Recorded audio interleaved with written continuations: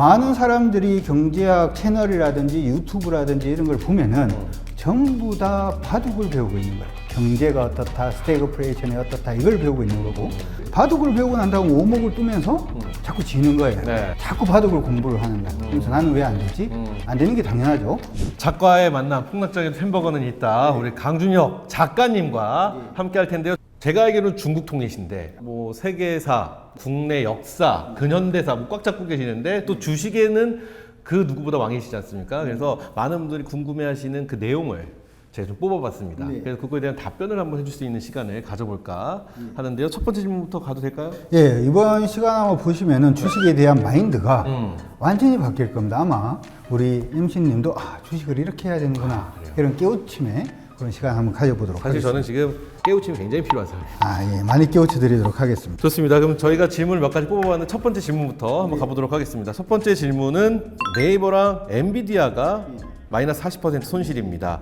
곧 스태그플레이션이 온다는데 지금 손절해야 할까요? 아니면 물타기를 해서 더 모아야 할까요? 요겁니다. 사실 이거는 난 지금 마음이 아프다.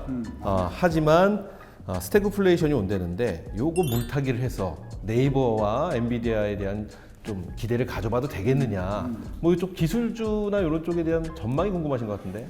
제가 책에서도 얘기는 했지만 이렇게 질문을 하는 순간 사실은 주식에서 지옥을 맛볼 가능성이 굉장히 높습니다. 여기서 우리가 생각을 해야 되는 부분은 손절을 해야 될까요? 물타기를 해야 될까요? 스태그플레이션 요 세 가지인데 주식 투자를 할 때는 손절은 없습니다. 투자의 투자가 던지는 거잖아요. 그렇죠. 찾으러 가는 거 아니에요.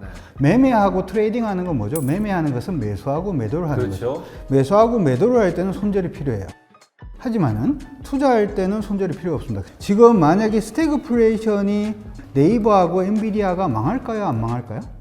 망하지는 않겠죠. 그렇죠. 망하지는 않고 주가는 많이 빠질 수가 있겠죠. 투자의 관점이면은 물타기가 아니라 계속 모아야 되는 거죠. 단가를 계속 낮출 수 있는 기회는 경기가 안 좋을 때밖에 없거든요. 네. 지금 이 부분이 마이너스 40%라서 스태그플레이션인데 물타기를 할까요? 라고 하는 부분에서 만약에 투자의 관점이라면은 계속 사야죠. 그렇죠. 계속 모아가고.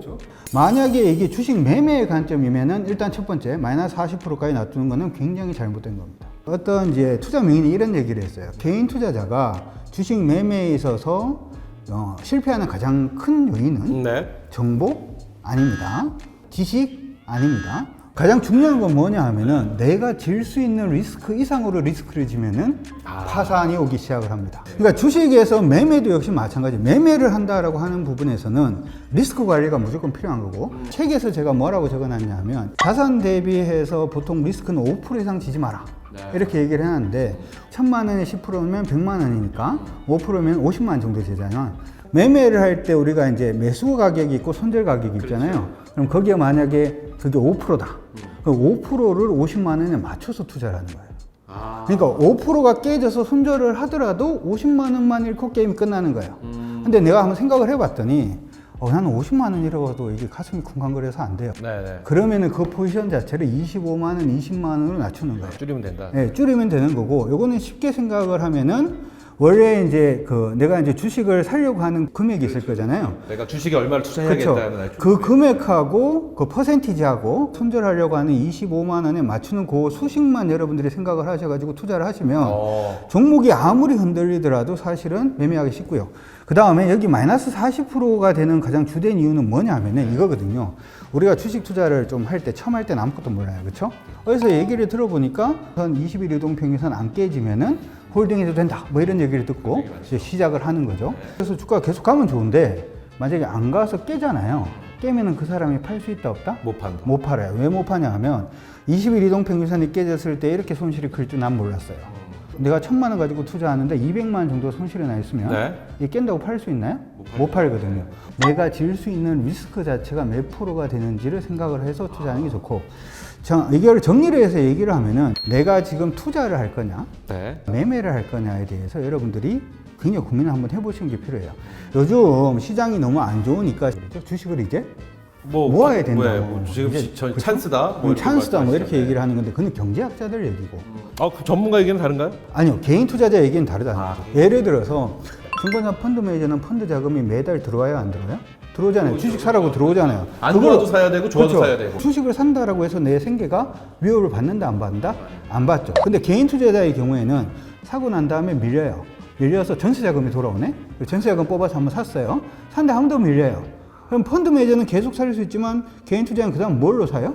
아, 빚내서 사야죠. 그 다음 빚내서 사요. 그 다음 빚내서 샀는데도 또 빠져요. 개인 투자자들은 이제 그때부터는 머리가 여기에 이제 원형 탈모가 생길 가능성이. 그렇기 때문에 먼저 이분 같은 경우에는 만약에 네이버하고 엔비디아다.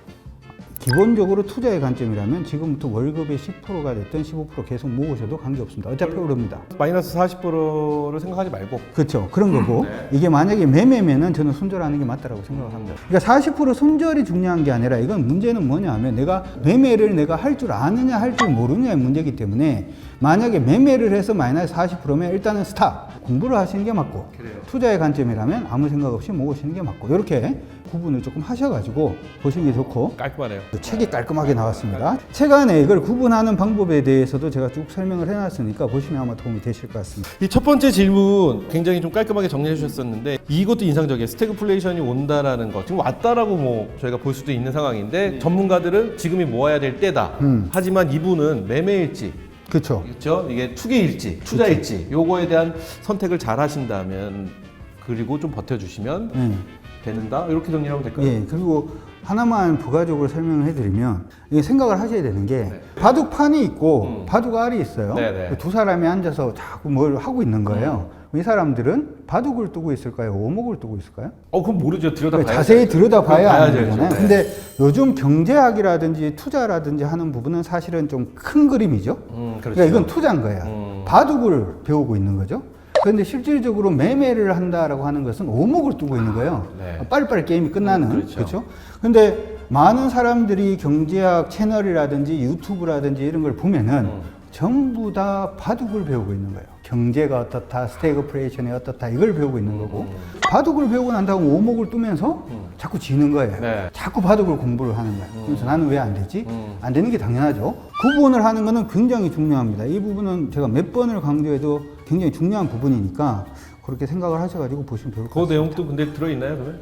당연히 책 안에 조금 더 상세하고 재밌게 제가 풀어놨습니다. 좋습니다. 자, 그래서 첫 번째 질문에 대한 것은 저희가 해결이 됐다. 해결 완료! 자, 두 번째 질문입니다. 주식하신 지 얼마 안 된 좀 젊으신 분일 것 같아요. 하이브 주식 언제쯤 다시 오를까요? BTS가 나중에라도 해체하면 또 이렇게 폭락할까요? 엔터주의 전반적인 사이클을 알고 싶습니다. 이렇게 보내주셨는데 네. 엔터주에 대한 궁금증이 있으신 것 같고 네. 그리고 엔터주는 사실 일반 기업들의 어떤 종목들과는 좀 다르게 봐야 되잖아요. 왜냐면은 상품이 사람인지라 BTS 같은 거는 이제 군대 얘기도 또 있고 그룹 같은 경우 해체하면 또 난리가 나고 사람을 못 믿어요. 못 믿겠어요. 누가 어디서 터질지 어떻게 알아요, 맞죠?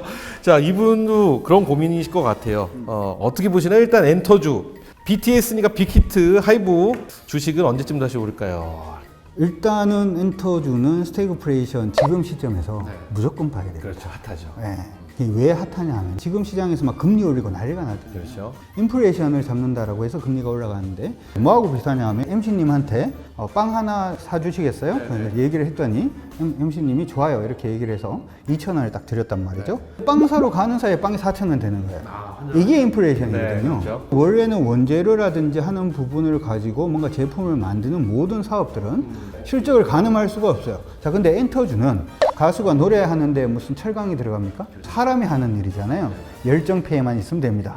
그렇기 때문에 인플레이션을 일단 피해갈 수 있는 부분이 있고 두 번째로는 금리가 막 올라가요. 금리가 올라가면 가처분 소득이 어떻게 돼요? 줄어들죠. 월급을 뭐 한 400만 원 정도 받아서 200만 원 정도를 빚 갚는데 뭐 이렇게 썼어요. 근데 금리가 올라가면은 이자 비용 자체가 300만 원이 될 수도 그렇죠, 있잖아요. 올라가죠. 그러면은 내가 400만 원 가지고 원래 200만 원 쓸 수 있었는데 150만 원밖에 못 쓴다든지 하는 부분이 생기겠죠.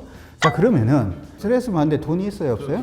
돈이 없죠. 그러면 뭘 보나요? TV 봐야죠. 엔터 관련된 종목은 거기에서도 지금 넷플릭스라든지 굉장히 중구난방으로 많이 생기는데 K컬처에 대한 기대감은 굉장히 높잖아요. 드라마라든지 영화라든지 아니면은 뭐 쇼 프로그램이라든지 네. 하는 부분도 굉장히 좋고 두 번째로 저희 동네에서 얼마 전에 싸이가 흠뻑쇼를 했어요. 오, 그래요? 네. 오. 예전에 못했잖아요. 근데 사람들이 스트레스를 받고 하니까 야 그런 데라도 가서 스트레스를 풀어야 되겠다. 코로나가 이제 풀리고 이제 인플레이션, 스태그플레이션 얘기가 나옵니다만은 이게 원래 덕질하는 사람들은 계속 덕질합니다. 예전에 코로나 때 못했던 컨설트라든지 하는 부분도 할 수가 있으니까 그 부분에 대한 실적도 좋아지고, 그런데 원자재는 드나? 원자재는 안 들죠. 그러면 이익이 굉장히 증가할 가능성이 높기 때문에 엔터주는 무조건 일단 보시는 게 저는 옳다 이렇게 생각을 하고요. 하나 더 여러분들이 생각을 하실 게 뭐가 있냐 하면은 혹시 그 헐리우드 배우하고 한국 배우하고 출연료가 같을까요? 다를까요? 다르겠죠. 그렇죠. 당연히 다르겠죠. 누가 높을까요? 헐리우드 배우가 높죠. 우리는 1000만만 찍어도 오 대박이다 이렇게 얘기를 하는데, 중국은 1000만 찍으면은 영화가 1000만을 찍으면 망하는 거죠. 헐리우드 영화도 글로벌로 가다 보니까 1000만 찍어가지고 될 문제가 아니거든요. 근데 요즘 보니까 우리 기생충부터 시작해서 사람들이 전부 다 이제 헐리우드로 나가기 시작을 합니다. 그러면은 OTT의 파급력이죠. 예, 그러면은 이분들의 몸값도 아까 방금 말씀하신 것처럼 올라가겠죠. 그러면 엔터주들은 옛날에 하던 거하고 똑같이 하는데 실적은 어떻게 좋아질 수밖에 없죠. 근데 방금 이제 중요한 포인트를 아까 얘기를 했는데, 이게 사람이 하는 일이다 보니까 여태까지 엔터에 대한 좋은 점만 말씀해 주셨어요. 갑자기 무슨 일이 터졌어요. 그렇죠. 도박 문제가 생길 수도 있고 하면은 엔터주 주가가 어떻게 돼요? 주가 폭락을 하잖아요. 근데 우리가 여기서 하나 더 알 수 있는 거는 그분들 한 3년 정도 쉬면 다시 나오잖아요. 그 얘기 자체는 무슨 얘기냐면, 엔터주는 사람에 대한 악재가 터지면은 그때가 저가 매수의 기회가 된다. 오히려. 네, 그렇게 그런 사이클로 가는 게 바로 엔터주다 이렇게 생각을 하셔가지고 보시는 게 좋을 것 같고, 한 가지 안타까운 거는 하이브예요. BTS 하나밖에 없잖아요. 이게 이제 사람이 좀 많은 게 좋아요. 다양한 그룹이나 다양한 배우들이. 한쪽이 문제가 터져도 한쪽이 또 살아날 수도 있고, 이전 다른 뭐 대처럼 한쪽이 군대를 가면 이쪽은 여성 그룹이 갑자기 뜬다든지 하는 부분에 어떤 포트폴리오를 맞출 수가 있는데, 그런 식의 어떤 시그널도 있으니까 제가 생각할 때는 이분은 하이브 말고 다른 엔터주를 조금 보시는 게 어떨까요? 엔터주에 관심이 있으시다면. 네. 하이브의 장점은 제가 생각할 때는 하나밖에 없어요. BTS가 글로벌로 나가면서 인맥이 회사가 좀 만들어지지 않았을까. 외국에 진출하기 발판을 BTS가 너무 잘 만들어줬다. 그 정도의 매력 외에는 매력은 별로 없는 것 같습니다. 지금 스태그플레이션이 가고 경기가 굉장히 어렵고 인플레이션이 문제가 생기고 금리 인상이 되고 하는 부분에서도 항상 엔터주한테는 기회가 있다. 저는 이 질문을 보면서 그 생각이 한번 들었어요. 뭔가가 악재가 있다라고 얘기를 하면 이게 악재가 있어 어떡하지? 라고 생각을 할 게 아니라 이걸 어떤 식으로 피해 나갈지를 한번 생각을 해보시면 좋을 것 같아요. 무조건 할 수밖에 없는 거. 코로나가 풀리면. 뭐 해외여행 가던 사람이 국내 여행밖에 못 가고 그럴 수는 있습니다만, 중독 이런 쪽은 끊으려야 끊기가 어렵습니다. 태플드 명인의 경우에는 이 도박이라든지 사행성 이쪽은 난 투자하지 않는다. 뭐 이런 분들도 계셨습니다만은, 저는 생각이 조금 다른 게, 투자해서 수익 나서 좋은 데 쓰면 됩니다. KTNG도 역시 마찬가지죠. 경기가 굉장히 안 좋아져도 금융구역이 아무리 많아도 담배를 피울 사람들은 경기가 안 좋아지면 더 피겠죠. 그렇죠. 그 다음에 술도 역시 마찬가지고, 강원랜드라든지 이런 식 카지노 관련된 회사들도 마찬가지의 맥락이 되는데, 지금이 인플레이션이 되고 가처분 소득이 줄어들지만은 계속해서 소비 자체가 유지될 수 있는 업종군들, 이걸 갖다 생각을 약간만 비틀어서 타이밍을 보시면은 제가 생각할 때는 지금 시장에서도 매매할 종목은 충분히 좀 찾을 수 있지 않을까 싶습니다. 결론은 이거네요. 엔터주는 경기가 안 좋으면 오히려 기회가 될 수 있다. 그렇죠. 뭐 리스크를 좀 이렇게 방어할 수 있는 다양한 팀들이 많이 있는 그런 회사를 좀 보는 게 좋겠다. 이렇게 말씀을 해주셨네요. 어쨌든 두 번째 엔터에 관련된 질문 해결 완료!